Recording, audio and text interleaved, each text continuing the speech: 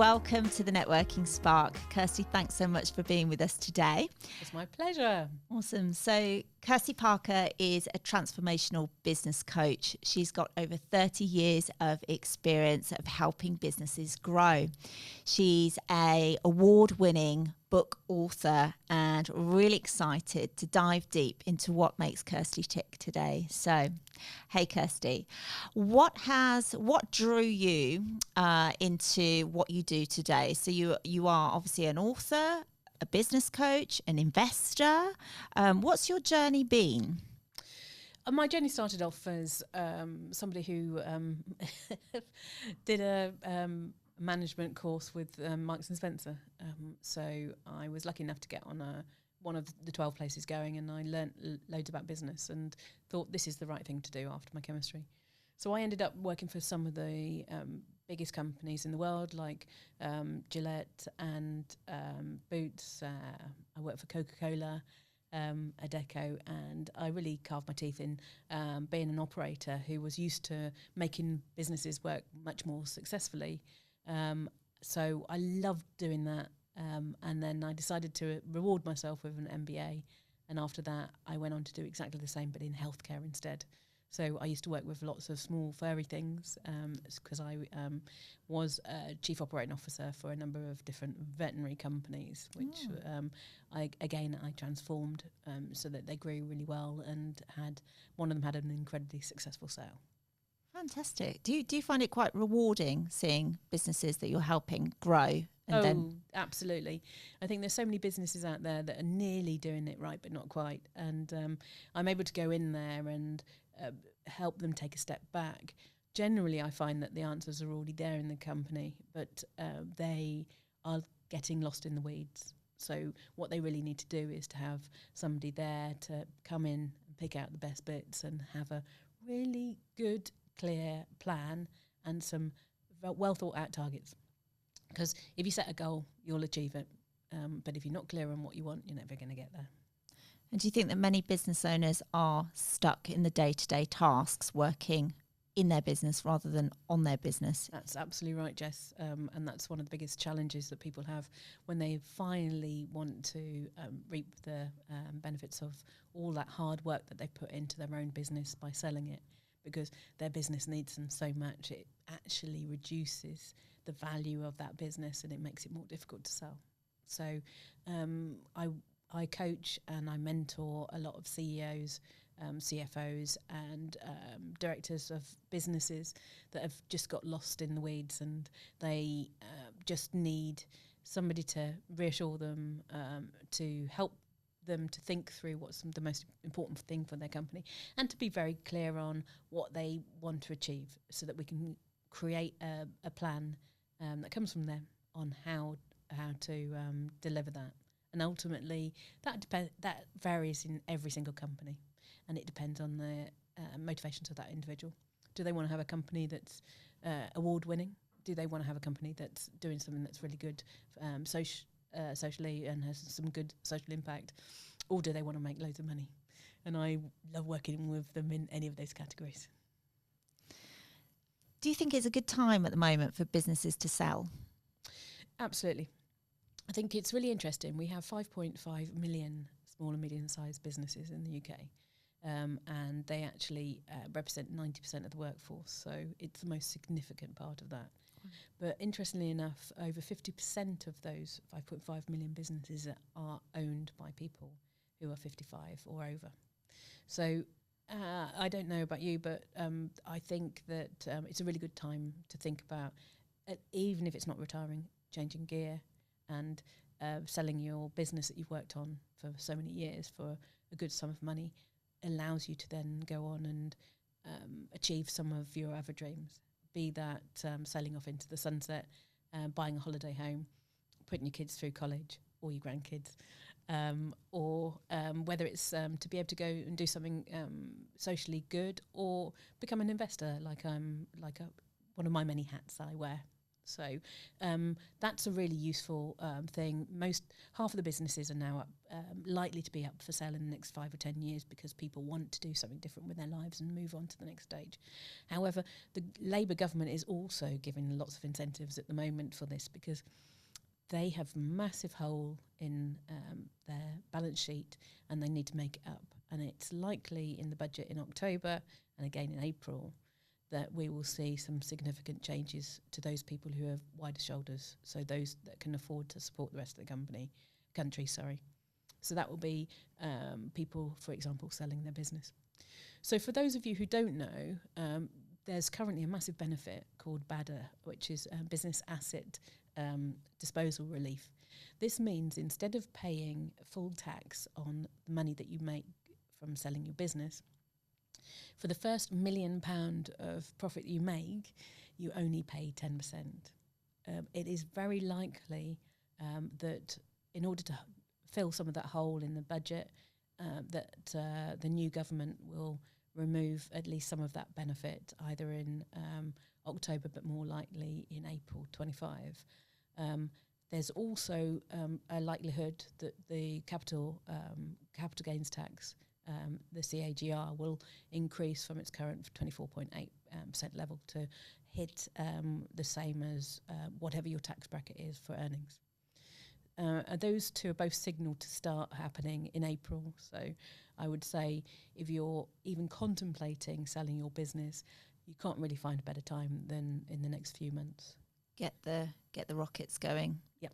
Have Absolutely. you noticed an increase in people selling their businesses? Yeah, without a doubt. And unfortunately, I've also seen an increase in the number of insolvencies.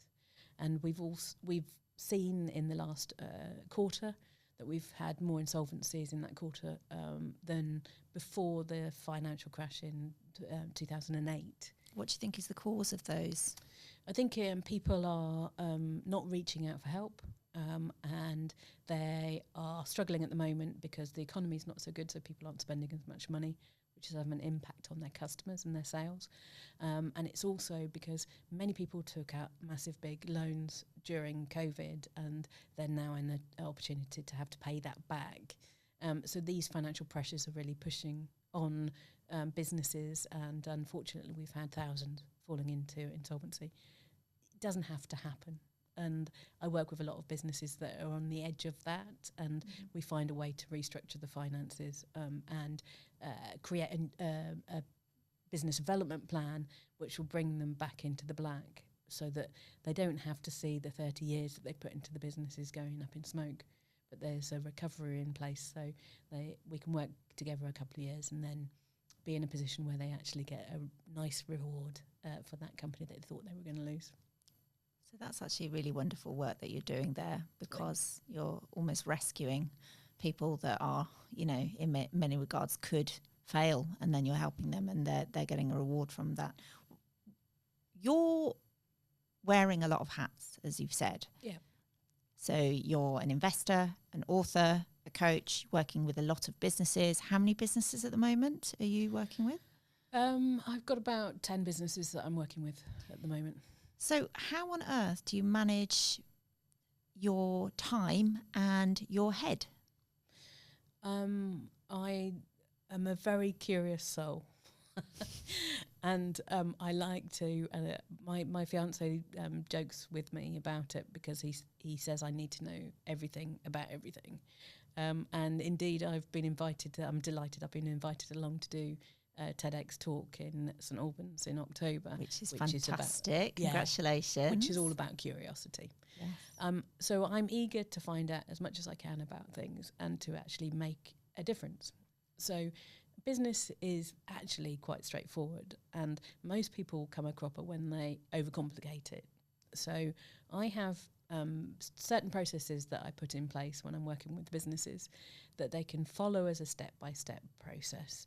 And they do the work themselves. It's not me doing the work. I'm just there as a guide. I'm there navigating the way forward, giving them some information and advice. But generally, I've found over the years that the problems I discover in one company are very similar to the ones I find in many other companies. So in fact, working with more than one business at the same time makes a lot more sense, because you can share the lessons as you go with other companies. So something that's something that we're turning around in one business, you can find that same principle can be applied in another business. That I'm interesting. Okay. And they're a huge variety, because they're all different, aren't they? Very, very different businesses, right? I help out from anything from healthcare to pets. I also help with social justice companies and charities. So it's a very full range. Do you feel like you're living your purpose? I think there's always more that you can do, and I strive to be able to help as many people as possible, because that gives me fulfillment. And I've been lucky enough to be in the stage where I've spent the last 20 years running big companies, and I'm now able to go and help the smaller businesses that don't get the same amount of support. Wonderful. Tell us a little bit about your books, Kirsty. You are an award-winning book author, and last time I spoke to you, you'd authored 4 books, and then it went up to 6, and then all of a sudden we just had a chat before, and it's now 10. Like, where do you find the time? And tell us a little bit about the books. Okay. I've always thought that I had a book in me, and or 10. It's addictive, I have to say. If you want to go and write a book, stop and think about it, because you'll find you'll enjoy the process so much you'll just want to carry on doing it. So I was very keen when it came into... I had resigned from my job because my dad had recently died when we went into lockdown. So it was a perfect opportunity to do something completely different. And I thought, you know what have I spent my whole career doing? And that's helping businesses start, grow, buy and sell. And I thought I would love to write a book about one of those. So I thought, what's the most significant one I can hit? And that was about helping people sell their business. The reason for that is over the years, I've been part of buying over 70 businesses. And one thing that I've found, because my focus has been on integrating those businesses into a group and a buy and build, has been that those people who've sold their businesses feel somewhat bereft, they're unhappy, they're not clear on what was required, and they don't feel that they've got what they wanted out of that sale. And that's generally because they're not prepared. So I thought, how can I make the most impact using the skills and knowledge and experience I have? And I thought, that's actually for the people who are selling their business. It's I always say that when you sell your business, it's like sending your 5-year-old who's just done a whip for the swimming pool to the Olympics. You're there selling one business one time, and you're up against people who have bought hundreds of businesses. So I'm here to level that playing field and actually be able to help and represent people and give them the knowledge and skills so that they know that they can sell their business at the right time for the right price. Do you think there's quite a few sharks out there, and if you're not careful and you don't have that guidance and advice, then you don't know what's going to happen? Somebody could, I don't know, you tell me. I think from having my buyer's hat on, I know that there's been hundreds of opportunities to buy businesses at a lot less value than they should really deserve. And that's because people don't get the right guidance. Also, they often go to brokers, and brokers, only 20% of the companies that are listed with brokers generally sell. There are some really good brokers out there whose rates are really high, and you should try and find those if you're wanting to work with a broker. But the brokers take a good percentage of whatever that transaction fee is, as well as having a significant chunk of money just to list the business. So I'm trying to help people to understand the whole process so they can go in with their eyes wide open and find the right buyer who's going to do the right thing to their business. So would you say the difference between somebody working with you and a broker is that you would give them so much more support, guidance, help, learning, whereas they go to a broker and they would just take a fee and sell or maybe not sell the business for them. I think every broker is different, and I don't want to say anything bad about brokers because there are some really good ones out there. But generally, the business model for brokers is that they get a fee to list a business for sale, and then they get a fee like estate agents would when they sell the house. So if they can list 1,000 businesses for sale, that fee is so high that if they only sell 20% of the businesses, they've still got a really good income stream coming in. So the model is wrong with a lot of the brokers. And I think with myself and other people who are helping people to sell their business, if you come to me tomorrow and say, I'm wanting to sell my business, I'll have a good look at it with you. It doesn't take very long, a few hours, and I'll say, that's great, but your business, I do a free valuation and a 20-page report. And this gives you a realistic picture of what your business is worth. Now, I've worked with hundreds of SME owners, and I ask them how much they think their business is worth, and generally I get £1 million. That seems to be the answer most of the time. Unfortunately, that's not actually the fact. Very often, I come to businesses and I'll value them, and they'll only be worth £300,000 or £400,000. So I want people to have a really, really realistic idea of how much their company's worth. But also, why sell for £300,000 or £400,000 when we can work together and very, very simply increase the sales profit and the attractiveness of your business so that you can hit £1 million. So I'm currently working with a couple of people who have a business which is probably worth about 3 million, and they've figured out that they want a business that's worth 9 million.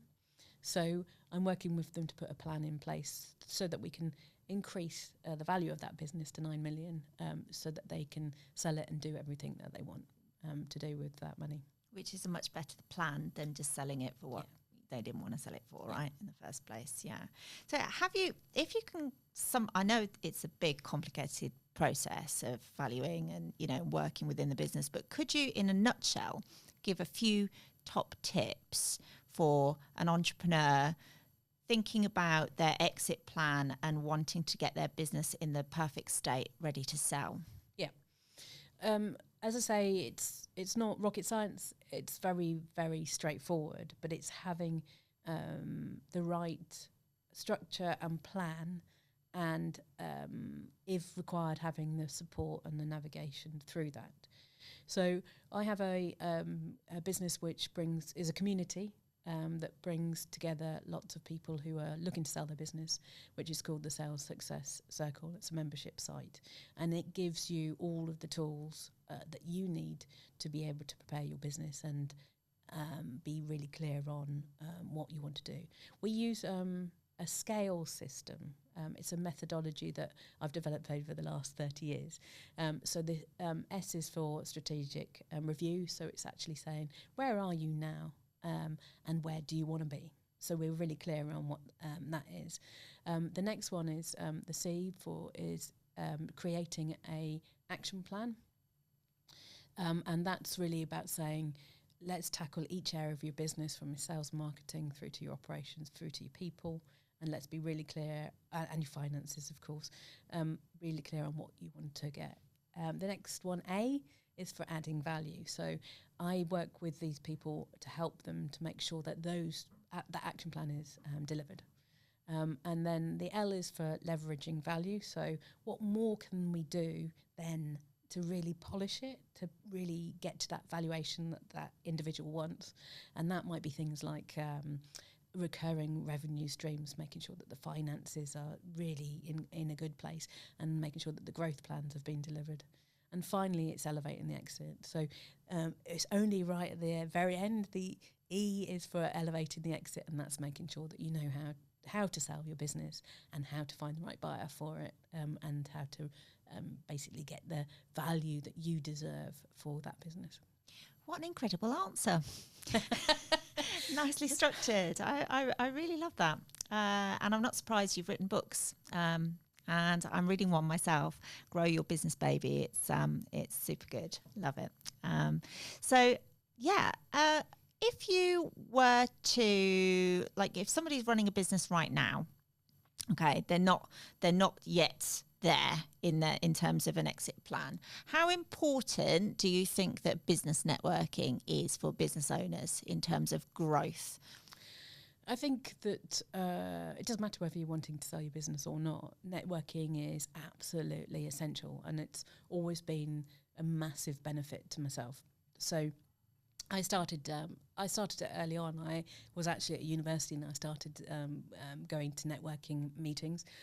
I got into a local business group when I was a student, as a student member, and I spent time there. I was doing a thin sandwich course, so I was able to get 6-month placements at a number of places. What course? It's a degree course where you work 6 months and you study 6 months. Got it. And you do that 3 times and then you do your final year. Okay, got it. So being in those networking groups at uni got me the very best placements, which were paid, and it meant that I finished a 4-year degree course with 0 debt, which is quite unusual. Wow. Yes. So I constantly followed that up through various networking groups as I went through my career. But the best one that I had, which made a difference in the middle of my career, is I did my MBA at Henley Business School, and I've got the most amazing network from Henley Business School. And from there, I've got jobs. I've got loads of other people jobs. I've got loads of people sales contacts, and I've also helped people to buy and sell their businesses and grow their business. We've got a network of a few thousand people, but we've got a couple of hundred that are quite active, and it really makes the difference. Latterly, I have got much more into networking with people of high net worth. I am an investor myself, and I was delighted to be invited along to become part of the Henley Business Angels, which is a group of people who have successfully sold their companies and got a lot of money. So we act as dragons, and we look at every quarter we look at about 40 or 50 different businesses and look at helping them to find investment. But that's a fabulous network, and I find that the businesses I'm working with, I've been able to get investment from them from that network. Fantastic. Does that make the saying "your network is your net worth" come true? Absolutely. Yeah. Absolutely. If you don't currently network, I really recommend that you do. Join a dynamic community of driven entrepreneurs, professionals, and industry leaders who are passionate about growth, and like-minded individuals who inspire, support, and empower you to reach new heights. Expand your network and connect with a diverse range of professionals across various industries. Increase your visibility and showcase your expertise and services in a relaxed atmosphere. Learn from industry experts, attend workshops, and stay ahead of the thread. Build genuine connections that can lead to new clients, partnerships, and collaborations. Boost your confidence. Surround yourself with a supportive community that believes in your success. So don't miss out on this opportunity to ignite your business growth. Join Spark Business Networking to unlock endless possibilities for your entrepreneurial journey. Spark Business Networking, where connections ignite success. It's about finding something that's right at the particular stage, but I always say aim a little bit higher. So I know full well that my angel network has got people in it with loads more net worth than I've got, but it's always best to be down there and aim high. Surround yourself with, the people that inspire you and people that are just one step above you, and that will help you with your growth, right? Yes, absolutely. Yes. Okay. So you were talking just a moment ago about business owners being stuck in the weeds often. So what's your, if you come across a business owner who is really stuck, because often people running businesses, they've got so many different, jobs to do and pressure upon them, and they can sometimes feel stuck or perhaps even burnt out. What would your advice be to them? to take a holiday. And I say that very flippantly, but you can never see what's going on in your own business until you step away from it. And it's a very painful and difficult thing to do for any business owner who's been used to being there 24/7. But if you realistically want to make a change in your business, you have to stay away from it long enough to see how it manages without you. So that would be the first stage. That's incredible advice. And that's something I also think is super important, even if it's just for a couple of days. Sometimes, even if you can't do a week or 2 weeks, just going somewhere else away from your day-to-day life, it can just open up your mind and just give you a different perspective. I love that advice. I'm trying that with a couple of my mentees at the moment. One is away on holiday, and he agreed that he wasn't going to have any contact with work. So I sent him a couple of emails and got a response because I was just testing him. Good work. So that's the other thing. But the other thing that a lot of business owners forget is how good their team is around them. And it's because of them that the team is so good, but they forget to give them the credit and see how much they could potentially do. So I always like to help business owners to go and spend some time with their team, and I run sessions with the whole team, which is looking at strategic options, and it's dynamite. I work in transforming businesses, and most of the answers, well, at least half of the answers to that business transformation come from the team rather than from me. It's just having the time to step back and ask those people and put it into a structured plan, so that people know what's happening and know why, and then it's amazing the magic that can happen. Yeah, I think building a good team is a real stepping stone when you're starting and growing a business, and that can be, that can be the difference between success and failure of a business, is finding and growing a good team. Yeah. Would you say so? No, I'd absolutely say that. And I think business owners are so busy and focused on doing everything that they don't have the time to stop and realise that. And unfortunately, it often leads to them losing people who would be dynamite for them in their growth. Mm. Mm. So, Kirsty, you are a powerhouse of a woman. You've got so much experience, so much knowledge. Do you feel like you have aspired to do everything you want to do, or is there a lot more that you would like to do? Do you have it's a horrible phrase, but do you have a bucket list? I actually do have a bucket list, and I created it when I was 25, and it's called my list of BHAGs, big, hairy, audacious goals. So that includes owning 10 properties, and I'm not quite there, but I'm nearly there. That includes owning my own businesses, which I've done, and that includes sailing around the world, which I've also done.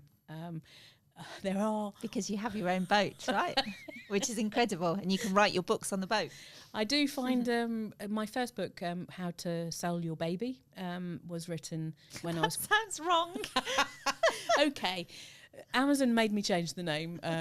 My publisher was happy with it, but Amazon didn't like my second book, which was How to Buy Someone's Baby. So I have added the pretext of business. So it's now how to sell your business baby.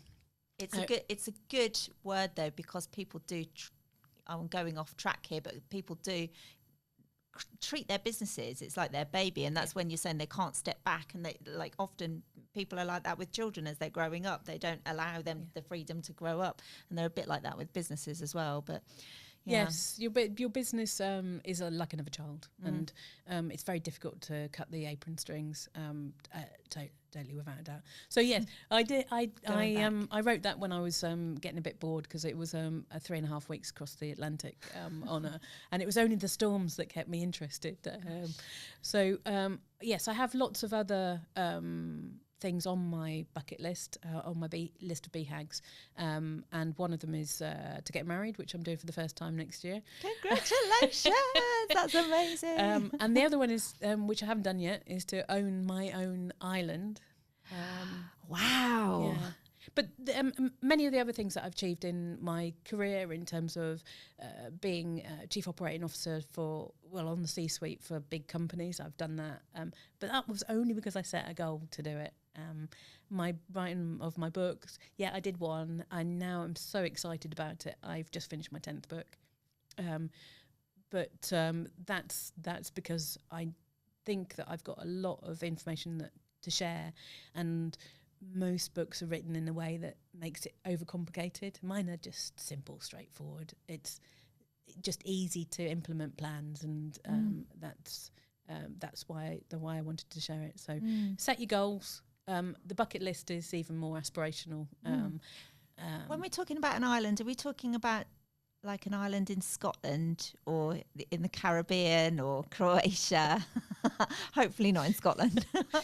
I did Nothing look at wrong with Scottish islands. I did look at an island in Scotland that was up for sale 4 years ago. Bit cold. And I was quite serious about that because it looked amazing as a retreat, but obviously only probably for 6 months of the year. And I do a lot of yacht racing in the Caribbean, and so I'm often going around islands thinking, I wonder if that one's for sale. But it's out. Depends on where you are in the world and how big the island is. They're out of my reach at the moment in terms of what I want, where I want to buy, and what type of island I want to buy. So I think I'm going to have to keep on working for quite a while and buy and sell a few more businesses. It's a great goal to have, though. I love that so much. Oh, wow. So you're doing so many things, and you have done so many things. What's been your most favourite sort of role in what you do as your work? Is it what you're doing at the moment? What's, what I like is the biggest challenge I can have. So I can't pinpoint it at one particular thing, but my current challenge is to help as many people as possible not get ripped off when they sell their business, and to sell it at the right time to really get the value out of it. So that's my big challenge at the moment, but I've had loads during my career, and I remember one funny was I had my first operations director role with Adecco, big multinational company for recruitment and HR outsourcing.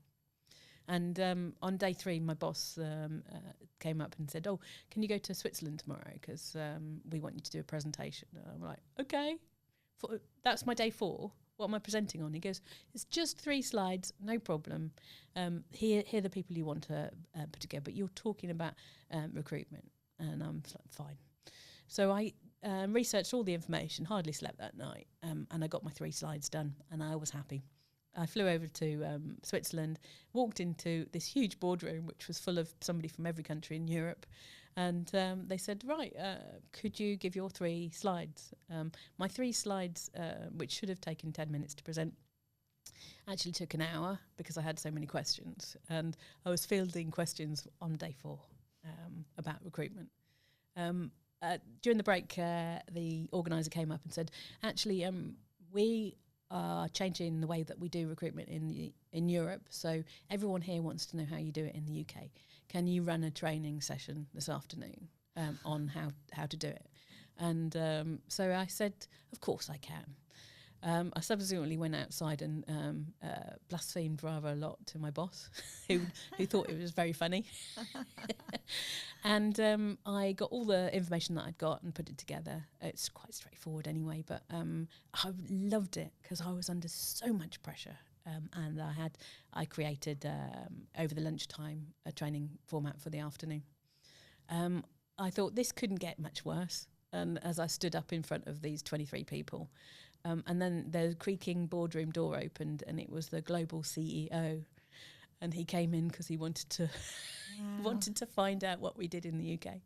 So he sat there the whole time at the front, just in front of me. Just to add it on a little bit more, but luckily you thrive in it by the sounds of things. But ultimately, if you put yourself under pressure and you set your targets, I was very clear. It was a short-term target. I had to get through this, and I had to do the best I could to represent my country in this international forum for my business. It's amazing what doors it opens. So I went in my first week from being ops director in the UK to being sales success director for the whole of Europe, because the CEO had seen me and I'd had the opportunity. So it's amazing what you can do if you challenge yourself. Incredible. Yeah, very true. Very true. Have you ever done that and it's kind of gone wrong? Oh, loads of times. Yeah. Yeah. And is there anything you wish that you hadn't done just because it was so horrendously hard? I think. I mean, we all make mistakes. Yes, right? I've had lots of mistakes and challenges in my business career. I had an amazing dream job at a big multinational company in a senior operations role, and I didn't agree with the way that they were treating people who they bought businesses from, and I proposed a completely different way of doing it, so that people integrating into this huge business would feel happy, content, and they'd stay there and they'd deliver more for this business. They didn't agree with me, and they thought it was all about fulfilling the dreams of the venture capital company and cookie cutter. Mm-hmm. So I ended up leaving as a consequence, because it just didn't feel right and it pushed against my values. And unfortunately, I've seen that so many people leave the business because they weren't thought about. I think you've got to keep a really clear business head on in terms of what you want to achieve for your business and what you want to achieve financially. But please do it thinking about the people. Yeah, totally agree. And there's that. I suppose when you're in that world, kind of that corporate world, that's where things often become more about profit than people. Yes, and it doesn't have to be that. There's some amazing corporates out there that are very, very values led, and they make sure that they fulfil that. And I worked as an ops director for another business that did exactly that on a very, very difficult government contract, and I'll always admire them for that. May I ask you, do you prefer working with entrepreneurs or big corporates? I think I enjoy working with both. Taking on a corporate and getting them to change the way of thinking is a much bigger challenge, so I do enjoy that. But the fun and excitement and speed of working with an entrepreneurial team is brilliant. So my last, particularly in the last 5 years, I've been working with what were SME healthcare companies, and one is now a unicorn. And that speed of change and movement was just so exciting. I bet. Starting to wrap up now, but what would you say about work-life balance? Do you believe that there should be a work-life balance? Or do you believe that if you love your work, then it kind of melts into your life and therefore it's okay? What's your strategy? I'd probably say that I take from my dad that I like being a workaholic. However, it's taken me, I suppose in my 30s, I started to realise the importance of being able to balance things. So rather than spend 5 days working really, really hard and 2 days off, I tend to group it up a little bit more, and I'll set my sight on a challenge and work at it non-stop for as long as it takes, and then take a 2 or 3 months off. I reward myself. I rewarded myself with 18 months doing my MBA, which was travelling all over the world doing that. And I rewarded myself with 3 months in Australia doing the Sydney Hobart race after I'd had a really successful contract. So balance is ever so important, because you have to find fulfillment in life. But family and friends are really important to me, and it's only when I've become older that I've stopped and given enough time for that. It's such an important thing, because the people you love the most often aren't there as long as you think they'll be. Yeah, life goes quickly, doesn't it? Yeah. And that's I think that's a good note to end on, really. Life goes quickly, right? So, Kirsty, thanks. You've been amazing. You are amazing. You're an incredible inspiration. So thank you so much for being on the podcast. Thanks so much for inviting me, Jess. And all I can say to you lot is get out there networking, because it makes a massive difference. Yes, agree. Thank you. Thank you so much for listening. Next week, I interview a millionaire business buyer. He's also a mergers and acquisition entrepreneur, a speaker and an author, and we're going to find out what makes him tick. So don't miss next week's episode where I'm interviewing Lee Anthony Smith. See you there.